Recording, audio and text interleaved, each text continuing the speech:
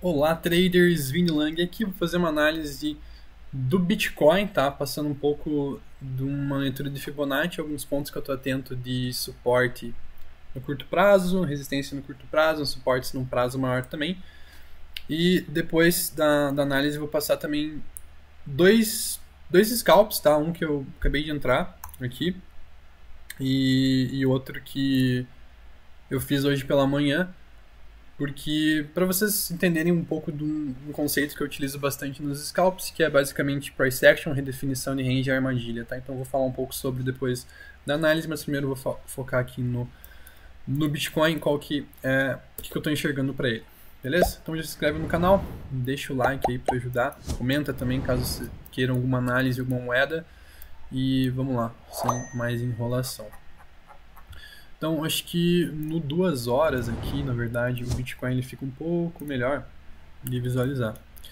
Então, basicamente, o cenário base aqui para o Bitcoin é que a gente estava aqui numa impulsão, tá? Então, pensando em Fibo, né? Então, seria aqui 1, 2, 3, 4, 5, tá?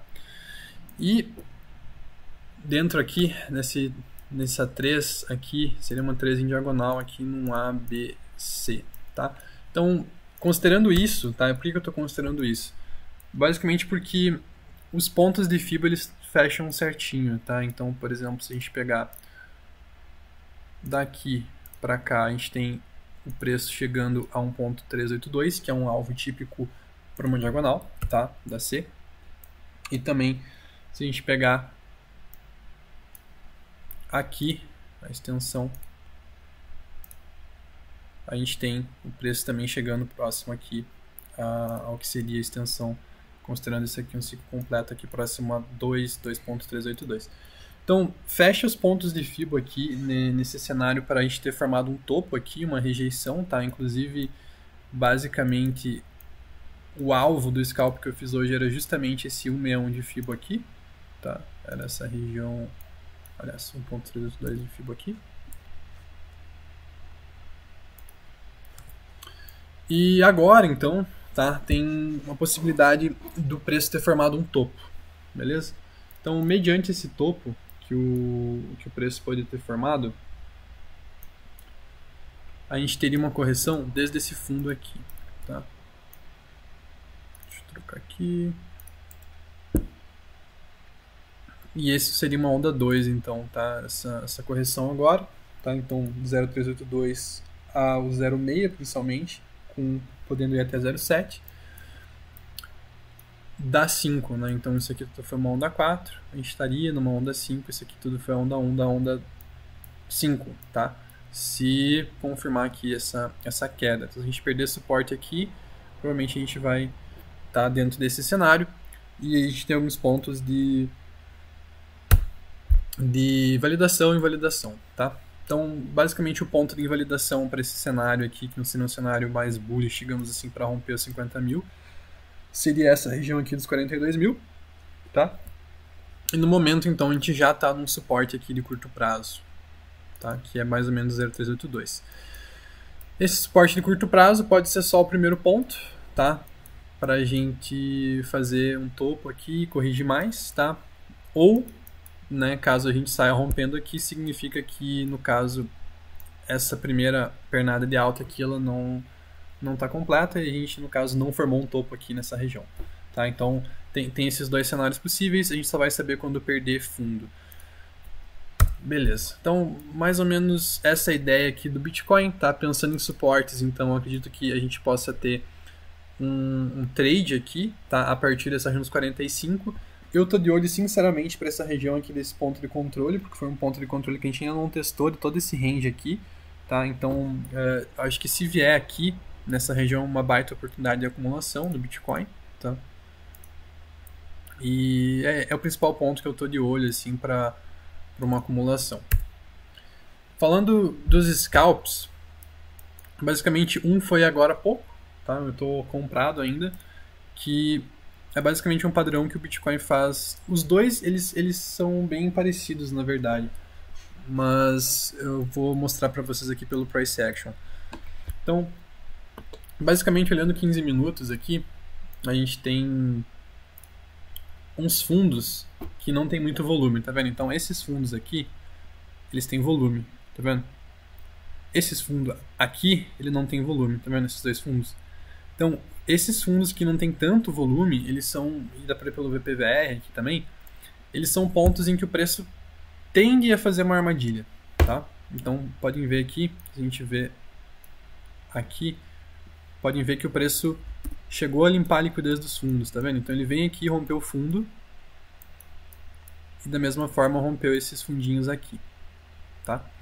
Então, isso é o famoso Stop Loss Hunt, tá? E o Bitcoin ele faz bastante. Se a gente olhar em 3 minutos aqui, a gente consegue ver a mesma coisa, né? A gente consegue ver o preço. Até aqui criou um fundinho com volume um pouco maior, né? Mas o preço cria fundos sem volume, tá? Então muita gente, o que acontece? Vê isso aqui como um fundo duplo, entra aqui e deixa o stop aqui embaixo, tá? E o preço vai lá, rompe o fundo e volta. Volta até onde? Até o rompimento de topo, muitas vezes. Tá? Então aqui foi um scalp que eu entrei no Bitcoin. Tá aqui. Tá? A entrada foi em 45.946, o stop 45.594 e acabou de pegar 1 para 1 aqui. Tá? Então o que acontece? Além do price action, tá? Que é basicamente esse price action aqui de martelo 2G, 2G, a gente tem um rompimento aqui. Tá? A gente tem divergências no CVD. Tá? Então, se você não sabe o que é divergência no CVD, deixa eu colocar a tela grande aqui.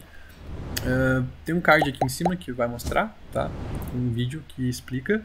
Mas a gente tem divergência no CVD aqui, ó. Então, topos descendentes, aqui topos ascendentes. Tá? Então, isso é uma divergência. Então, várias confluências aqui, tá? 0,382 e tal.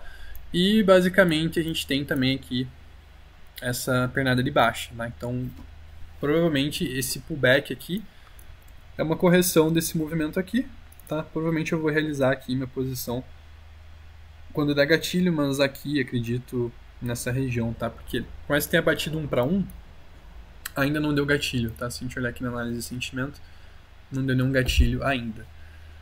Beleza? Então, basicamente, esse é um trade que eu estou fazendo agora. Tá? E o trade que eu fiz antes, ele basicamente segue o mesmo conceito, tá? Então vou colocar também. Eu estou fazendo isso porque vocês pediram, tá? Então caso vocês não tenham pedido, sei lá, para de assistir, mas quando eu fiz uma enquete dias atrás, vocês pediram para falar sobre os scalps, tá? Então por isso que eu estou falando, para quem está chegando aí novo no canal, tá? Então o scalp que eu fiz hoje, deixa eu ver se aqui foi... aqui. Foi basicamente hoje às 11h11, tá? Então, aqui tá no tempo gráfico maior, tá? Mas era basicamente esse scalp aqui. Então, vamos ver o que aconteceu 11h11 aqui.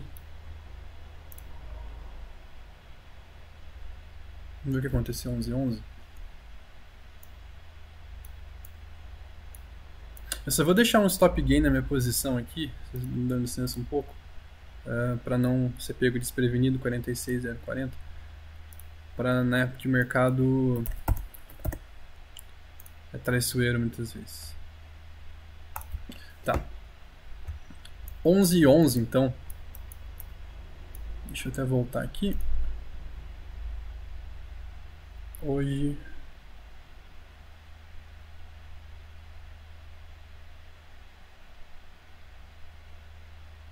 Hoje 11h11. Tá? Então o que a gente teve aqui? Tá? Percebam que teve basicamente o mesmo padrão que eu comentei antes, que é de rompimento falso de fundos de baixo volume e redefinição de range. Então nos 5 minutos, aqui a gente consegue ver em que tem um ponto de suporte aqui, tá? Que é o ponto que fez esse pivô do... aqui retestou. Deixa eu colocar amarelo. Então a gente fez aqui com volume esse pivô, retestou e segurou aqui, tá vendo? Aqui começou a entrar um volume, mas formou vários fundos sem volume, tá vendo? Então fundos sem volumes aqui. E esses fundos sem volume, eles muitas vezes servem de liquidez. Então aqui, às 10h30, o preço ele rompeu para baixo, captou a liquidez desses fundos. A gente consegue ver isso usando o TRDR aqui,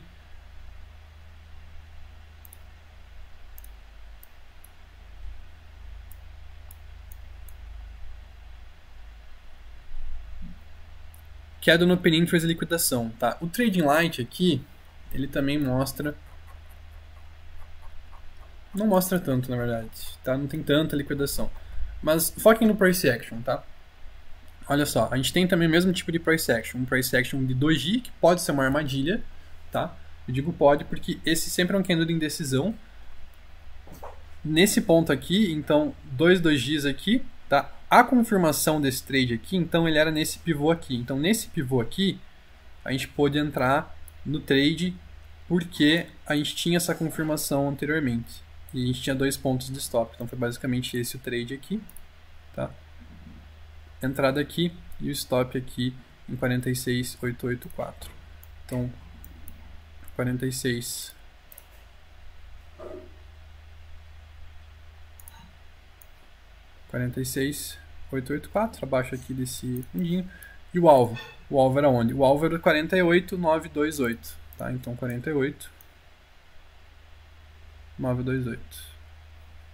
48. Aqui. Tá, por que era esse alvo aqui?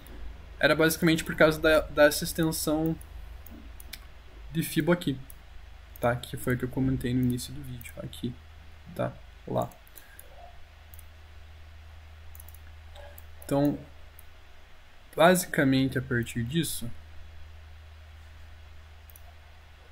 a gente teve o trade aqui, tá? E o preço foi lá e bateu no alvo, tá? O que poderia ter sido feito, tá? Nesse caso não foi feito, tá? Porque meio-dia eu acho bem complicado fazer esse tipo de trade, mas o certo aqui, na minha visão, seria, em vez de ter realizado aqui o trade, tá? Ter shortado para abrir um hedge, tá? Se você também não faz ideia do que eu estou falando, eu vou deixar um card aqui para você saber o que é hedge. Shortado aqui para travar o preço e mantido o stop aqui, tá? Nesse caso, o que aconteceria? Nesse caso, aconteceria da gente ter realizado o long aqui e ser estopado no... aliás, ter realizado o long aqui abrindo um hedge, tá? E ter sido estopado aqui no long.